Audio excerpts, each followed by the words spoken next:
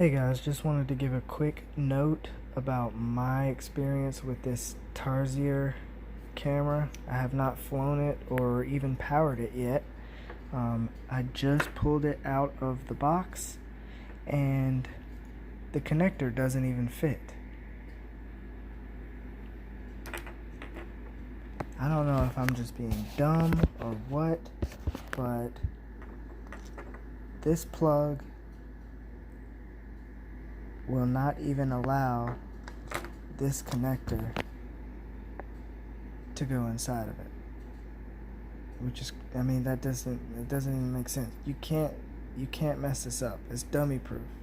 It has marks on it to show you which way it should plug in, which should be like this, and it won't even fit. I'm gonna show you.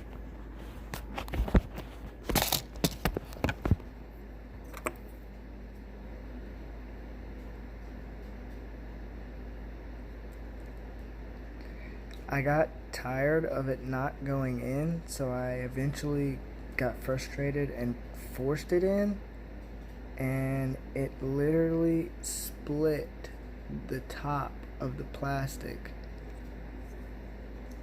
from trying to just basically shove it in there. I mean, I'm guessing it's in there now. It's in there, but look what it did to the top of the plastic. So either they didn't build this plastic connector female housing correctly, or this plastic plug was not molded right and it's too big. I don't know what the case may be. I don't know, but I know that this is the right way because the power is on the left and the green wire is on the right, which is how everyone else is showing it plugged up in their videos, and that's how it shows it on the description of the pad. So why is my plug making the adapter, the female housing, do that? I hope that's focusing. That's ridiculous. This is brand new.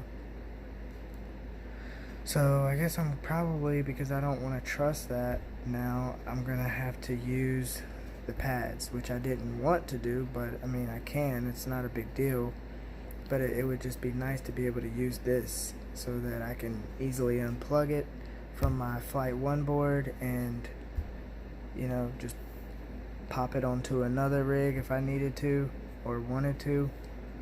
Not that I will, but yeah, that's disappointing. Hopefully you guys can see that.